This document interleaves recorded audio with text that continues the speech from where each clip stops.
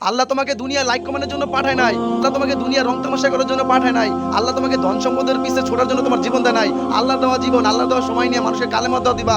বড় আফসোস, তুমি আল্লাহ রসুলের কথা না বললা, তুমি কোরআন হাতে নিয়ে লাইক কমেন্টের দাওয়াত দিতেছো, লাইক কমেন্টের পূজা করতেছো, নিজেও লাইক কমেন্টের শেয়ারের পূজা করতেছো, মানুষকেও ডাকতেছো। তোমার এই লাইক কমেন্টের পিছে যারা ছুটবে, তুমি নিজেই জাহান্নামী, তাদেরও জাহান্নামী নিতেছো। তুমি কোন মার সন্তান? তুমি কোন বাবার সন্তান? তুমি কোন আল্লাহর ইবাদত করো? তুমি আল্লাহ রসুলের কথা বললা, জান্নাত জাহান্নামের কথা বললা, মানুষকে আল্লাহমুখী করবা। আর আল্লাহমুখী বাদ দিয়া তুমি মানুষকে লাইক কমেন্টের দাওয়াত দিতেছো, আবার আল্লাহর কোরআন হাতে নিয়া। তোমার কি একটুও বুক কাঁপে না? শোনো ভাই শোনো, আমার মাথায় পাগড়ি দেখতেছো, আমার মুখে দাড়ি দেখতেছো, সুন্নতি লেবাস দেখতেছো, আল্লাহর ইজ্জতের কসম আমি তোমার মতন একজন হাফেজ কারি না, মাওলানা না, সামান্য একজন মানুষ। সেই মানুষে আল্লাহর কোরআন তো দূরের কথা, আল্লাহর কোরআন তো দূরের কথা, একটা কায়দা, একটা সেপারা ধরো মাখলুক মুখী দাওয়াত আমি দিতে পারবো না। তুমি কোন আল্লাহর গোলামি করো?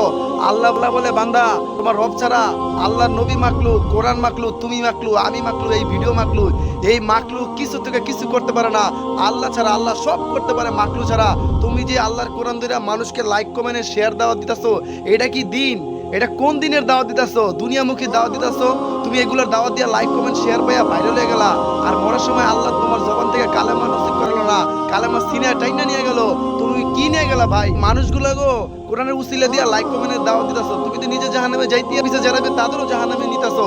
এখনো সময় আছে আল্লাহমুখী দাওয়াত দাও, দুনিয়া কোনো লাইক কমেন্ট শেয়ারের দাওয়াত দিও না। একটু এসে তুমি মানুষকে এক কালেমার দাওয়াত দিয়ে বড় তো কথা বলবা, তা না বললে তুমি লাইক কমেন্টের দাওয়াত দিতেছো। মনে রাখবা, তুমি যদি লাইক কমেন্টের দাওয়াত দিয়ে এই অবস্থা তোমার মৃত্যুবরণ হয়, কঠিন থেকে কঠিন শাস্তি দিয়ে তোমার রুহু জান কবজ করবে।